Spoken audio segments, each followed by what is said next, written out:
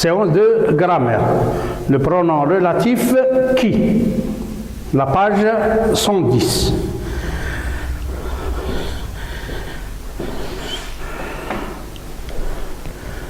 Nous avons vu que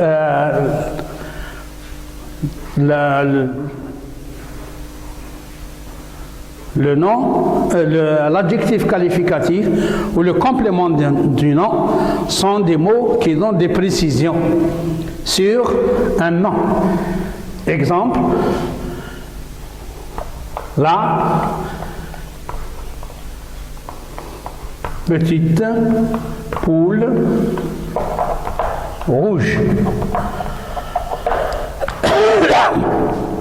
Nous avons ici le nom poule et nous avons deux adjectifs. Petite, adjectif qualificatif, et rouge aussi est un adjectif qualificatif. Parce que nous avons des adjectifs possessifs, des adjectifs démonstratifs. Ici, ce sont des adjectifs qualificatifs. Bon, je préfère préciser l'écriture de adjectif, c'est mieux. Alors, donc, pour le nom poule, petite nous donne des renseignements sur la poule, qu'elle est petite. Donc c'est un adjectif qui qualifie la poule de la petite forme. Et rouge est un adjectif qualificatif, il nous donne des précisions sur la couleur de la poule. Ça c'est le premier exemple. Donc il donne des informations en plus. Nous avons vu aussi le complément du nom. Je donne exemple. Ici aussi, nous avons, là c'est un il et le sujet, a fermé et le verbe conjugué au passé composé. La fenêtre est un nom. Et de la classe est un complément. Complément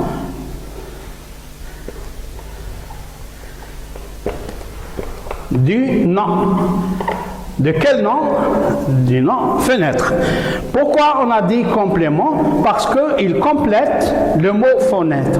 Il nous donne des informations sur la fenêtre. Ce n'est pas n'importe quelle fenêtre. Il nous a donné une précision que c'est la fenêtre de la classe. J'ai toujours donné l'exemple à mes élèves. Je disais, si maman vous dit ferme la porte, tu ne sauras pas quelle porte tu vas fermer.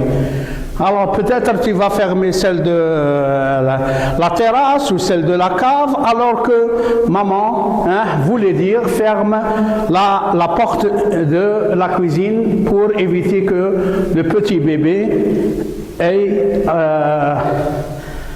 à la cuisine pour certaines choses qui sont dangereuses dans la cuisine. C'est pour ça quand on ajoute un autre nom, c'est pour donner des précisions sur le premier nom. C'est pour donner des précisions sur le premier nom. Aujourd'hui, on va voir que qui est un pronom relatif. Lui aussi, il donne des précisions. Et en même temps, il évite la répétition. Je donne un exemple.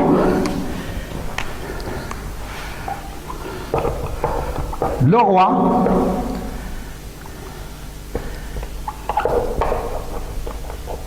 habite le palais. Point. C'est une phrase. Le roi habite le palais. Sujet, verbe, complément d'objet direct. Le palais se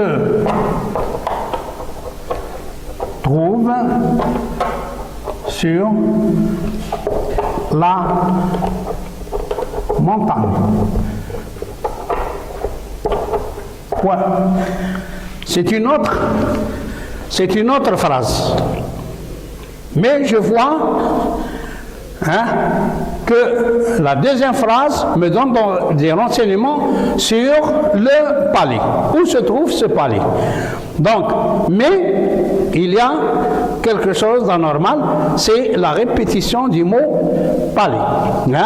Le roi habite le palais. Le palais se trouve sur la montagne. Il y a une répétition. Alors, pour éviter la répétition, toujours en gardant la précision donnée à l'emplacement du palais, je dirais le roi habite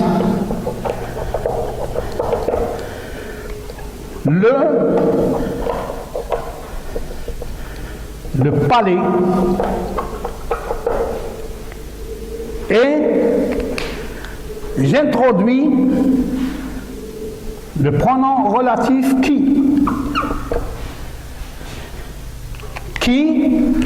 je reprends la suite de la phrase, qui se trouve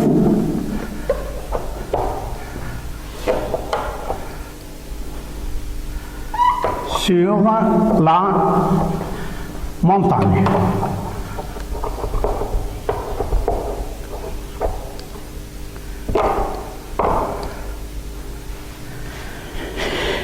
Je remarque que la deuxième phrase, elle a le même sens des deux premières phrases, mais elle est plus simple, plus facile à lire. Le roi habite le palais qui se trouve sur la montagne.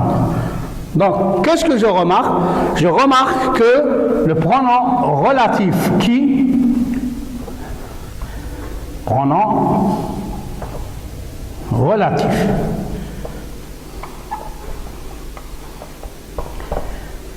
le pronom relatif qui a relié les deux phrases et en même temps il a évité la répétition. La répétition de quoi? La répétition du mot palais. Et ce mot qui vient juste, qui précède le pronom relatif qui s'appelle antécédent.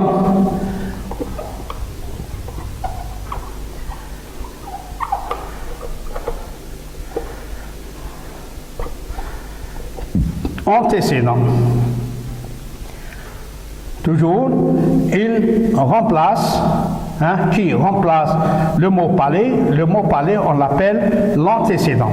Et la phrase qui vient après qui, et comprend bien sûr avec elle qui, s'appelle la subordonnée.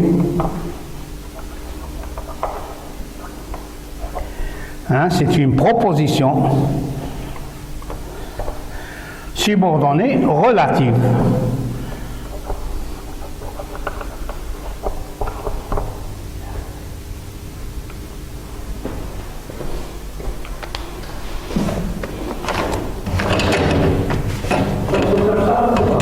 Relatif qui, bien sûr, nous avons d'autres pronoms relatifs.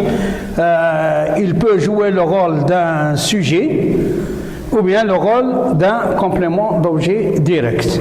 Parce que quand je dis le roi habite le palais, ici, qui remplace le palais qui est complément d'objet direct. Ou bien quand je dis le palais qui est sur la montagne appartient au roi. Donc, le palais est sujet remplacé par qui, donc qui joue le rôle d'un sujet. Il y a des pronoms relatifs ou dans et que.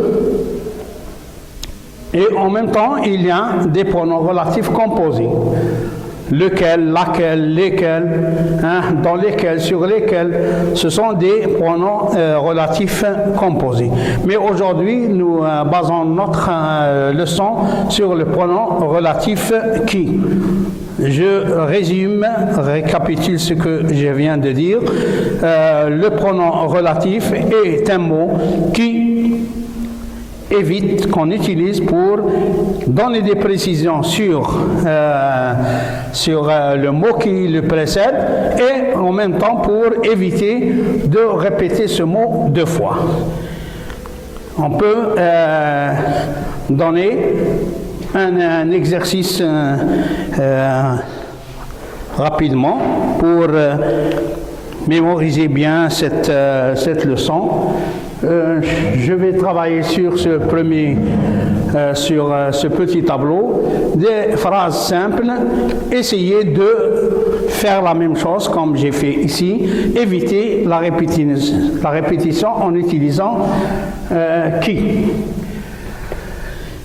Alors, remplacer, introduire le pronom qui, puis nous allons souligner l'antécédent et ou bien encadrer l'antécédent et souligner la proposition subordonnée relative. Donc, dans la première phrase, l'oiseau se pose sur l'arbre. L'arbre est situé derrière la maison. Donc, automatiquement, on voit que l'arbre est utilisé deux fois. Alors, on efface le deuxième et on efface le point qui est là. Alors, nous allons dire l'oiseau se pose sur l'arbre qui est situé derrière la maison. Alors, on encadre l'antécédent.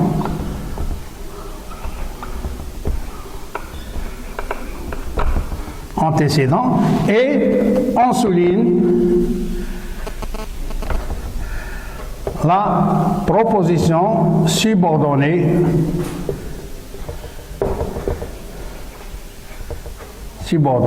relative. Donc, qui est situé derrière l'arbre. Les piétons marchent sur les traces blanches. Les traces se trouvent sur la chaussée. Alors, on efface le mot trace et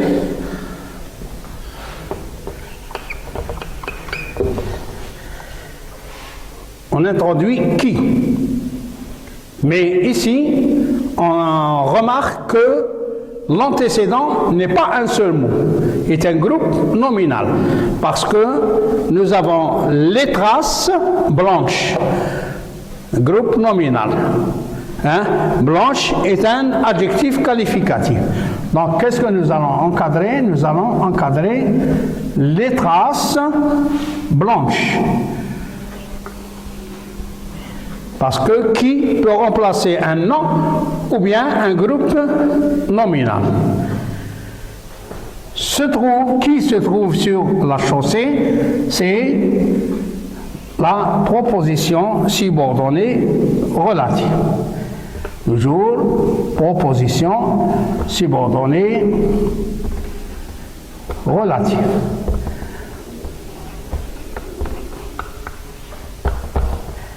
Et là, c'est l'antécédent. Troisième phrase, papa répare la moto. La moto est dans le garage. On voit que le mot moto est répété deux fois.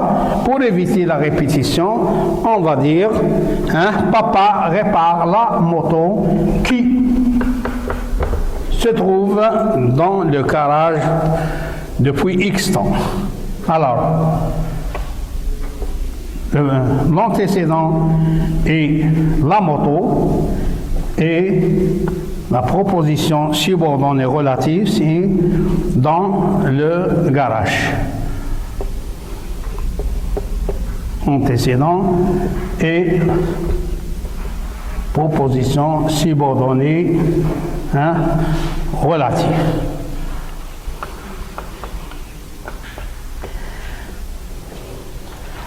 Voilà pour la leçon de grammaire sur le pronom relatif qui, dans la deuxième séquence, nous allons voir d'autres pronoms relatifs.